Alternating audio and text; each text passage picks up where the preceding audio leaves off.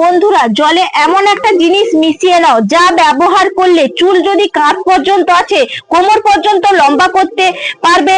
যেতে হবে না কোনো রকম পার্লারে, করতে হবে না নামি দামি ট্রিটমেন্ট। শুধুমাত্র ঘরেই বসে এই জলের রেমেডিটা যদি মাথায় মেখে নাও, 2 থেকে 3 দিনের মধ্যে চুল ঝরা পড়া বন্ধ হবে, চুলকে শাইনি করবে, সিল্কি করবে, প্রচন্ড পরিমাণে সফট করে তুলবে।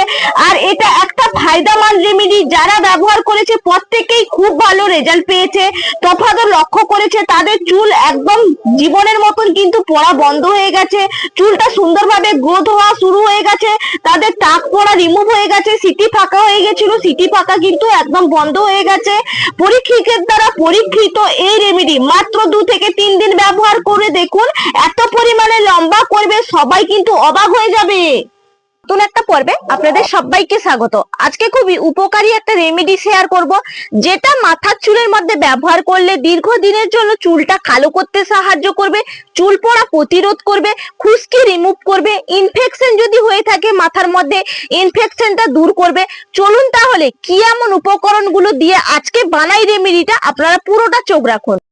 দেখুন, গ্যাস ধরিয়ে একটা কড়াই বসিয়ে দিয়েছি। কড়াইয়ের মধ্যে দিয়ে দিচ্ছি তাম্বার গ্লাসে জল রেখেছিলাম আগের দিন রাতের বেলা, সেই জল দিয়ে দিলাম। এই জল কিন্তু মাথার মধ্যে ব্যবহার করলে নতুন চুল গজাতে সাহায্য করে, কারণ আয়রন আছে বলে। জলটা গরম হয়ে গেছে, নামিয়ে নিয়ে দুটো বাটির মধ্যে কিন্তু অর্ধেক অর্ধেক করে নিয়ে নিলাম। এরপর দেখুন দুটো বাটি আমি এক সাইডে সরিয়ে রেখে দিচ্ছি, পরে কিন্তু ব্যবহার করব। আর একটা প্লেটের মধ্যে নিয়েছি নিম পাতা। নিম পাতার মধ্যে অ্যান্টি ফাঙ্গাল ব্যাকটেরিয়া থাকে, যা চুল পড়া বন্ধ করে, চুলের গোড়া মজবুত করে, চুলকানি কমায়। সেই কারণে কিন্তু আমরা নিম পাতা ব্যবহার করে থাকি। নিম পাতাগুলো সুন্দর করে দেখুন আমি টুকে কিন্তু এক সাইড করে রেখে দিলাম। সঙ্গে নিয়েছি কারি পাতা। কারি পাতার মধ্যে রয়েছে beta carotene, protein, iron, folic acid, যা চুল পড়া বন্ধ করে, নতুন চুল গজাতে সাহায্য করে, কালো করে, শাইনি করে, সিল্কি করে। দেখুন কারি পাতা একটু জল দিয়ে কিন্তু ধুয়ে নেব, কারণ এখন একটু পোকামাকড় এই পাতার মধ্যে হয়ে থাকে। সেই কারণে প্রথমে ভালো করে পরিষ্কার করে কিন্তু ধুয়ে নিতে হবে, যেহেতু আমি মাথার মধ্যে ব্যবহার করব সেই কারণে। দেখুন, আর নিম পাতাটাও কিন্তু একইভাবে আমি সুন্দর করে ধুয়ে নিলাম। আর এখন তো গাছ ভর্তি নিম পাতা, তার কারণে একটু কচি নিম পাতাটাই আমি নিয়েছি। দেখুন দুটো উপকরণ কিন্তু শিলনোড়ার কাছে চলে এসেছি। দুটো উপকরণ একসঙ্গে নিয়ে ভালো করে আমি থেতো করে নেব। এর মধ্যে একটুও জল দেবেন না, যেইটুকু থেতো করবেন যতটা নির্যাস বেরোবে ততটাই কিন্তু আমাদের চুলের জন্য প্রচুর প্রচুর উপকারী। দেখুন আমি নিগড়ে একবারে দেখুন বের করে নিচ্ছি। 1 চামচ মতন কিন্তু আমার এখানে নির্যাসটা বেরিয়ে গেছে। এটাই হলেই কিন্তু আমাদের স্ক্যাল্পের গোড়ায় গোড়ায় পৌঁছালে প্রচুর উপকার পাওয়া যাবে, চুল পড়া প্রতিরোধ করবে। দেখুন আমি চলে এলাম একদম রসটা বের করে নিয়ে। আর দেখুন নিয়েছি এই যে একটা বাটির মধ্যে ছিল গরম জল, আর নিয়ে নিলাম লেবু। লেবুর মধ্যে ভিটামিন সি আছে, সাইট্রিক অ্যাসিড আছে, অ্যান্টিঅক্সিডেন্ট, পটাশিয়াম, অন্যান্য খনিজ পদার্থ উপাদান থাকার কারণে লেবুর রস কিন্তু নতুন চুল গজাতে সাহায্য করে। সঙ্গে নিয়েছি নারকোল তেল। নারকোল তেলে রয়েছে লরিক অ্যাসিড, ফ্যাটি অ্যাসিড, যা চুলের গোড়া থেকে একদম কিন্তু মজবুত করে, শক্ত করে, কোমল করে, চুলকের আর্দ্রতা জমায়, ডগা ফাটা কমায়, সূর্যের ক্ষতিকারক রশ্মি থেকে কিন্তু একদম চুলকে রক্ষা করে। তার কারণে লেবু আর নারকোল তেল দিয়ে এই উষ্ণ গরম জলটা তৈরি করে আলাদা করে রেখে দিলাম।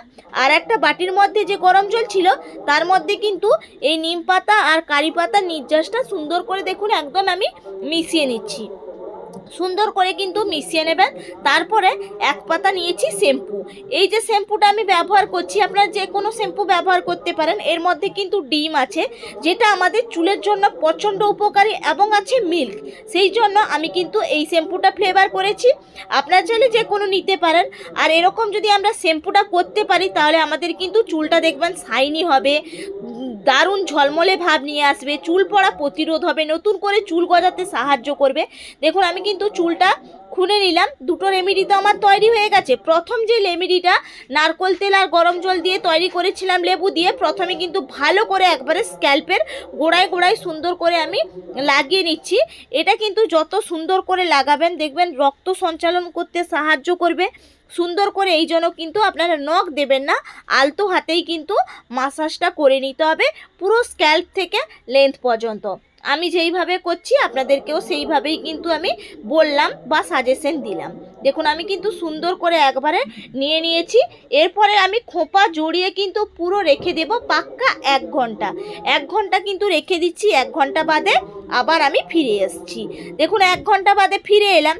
আমি যে পাতার নির্যাস শ্যাম্পু একসঙ্গে মিশিয়ে রেখেছিলাম গরম জলের সঙ্গে, সেটাও কিন্তু ভালো করে স্ক্যাল্পে মাসাজ করেই কিন্তু লাগিয়ে নিতে হবে। আপনারা কিন্তু এমনি লাগিয়ে ধুয়ে ফেলবেন না, প্রথমে ভালো করে লাগাবেন, তারপরে কিন্তু মাসাজ করবেন, তাতে কিন্তু খুব উপকার পাওয়া যায়। এরপর আমি মাথাটা ধুয়ে আসছি। দেখুন আমি কিন্তু মাথাটা একদম শ্যাম্পু করে চলে এলাম। এখনো পুরোপুরি কিন্তু চুলটা শুকনো হয়নি, এখনো অনেকটাই শুকনো হতে বাকি আছে। কিন্তু এটা ব্যবহার করার ফলে আপনারা যখন চিরুনি করবেন বিন্দু মাত্র চুল কিন্তু উঠবে না, অপরন্তু আপনাদের চুলটা খুব সুন্দর পরিমাণে শাইনি হবে, সিল্কি হবে, দেখতেও কিন্তু বেশ ভালো লাগবে। বিশেষ কথা, আপনাদের অনেকের মাথার মধ্যে কিন্তু চুলকুনি ভাবটা হয়, নিম পাতা দেওয়ার কারণে চুলকুনি ভাব দূর হবে। আর যে কারি পাতা দিলাম, কারি পাতা কিন্তু চুল পড়া প্রতিরোধ করবে। প্রত্যেকটা উপকরণ কিন্তু খুবই প্রাকৃতিক, একদম ন্যাচারাল ভাবে আপনাদেরকে তৈরি করে দেখালাম। কোনো বন্ধুরা ভিডিওটা স্কিপ করে যাবেন না, তাহলে অনেক কিছুই কিন্তু মিস করবেন। আশা করি আজকে যে আপনাদের সঙ্গে রেমেডিটা তৈরি করে ব্যবহার করলাম, আপনাদেরকে দেখালাম, প্রত্যেকের অনেক ভালো লাগবে। ভালো লাগলে চ্যানেলটা সাবস্ক্রাইব করে লাইক করে পাশে থাকার অনুরোধ থাকলো। তাহলে আজকের মতন এখানেই পর্ব শেষ করছি। আগামীকাল আবার নতুন করে ভিডিও নিয়ে দেখা হচ্ছে। নমস্কার।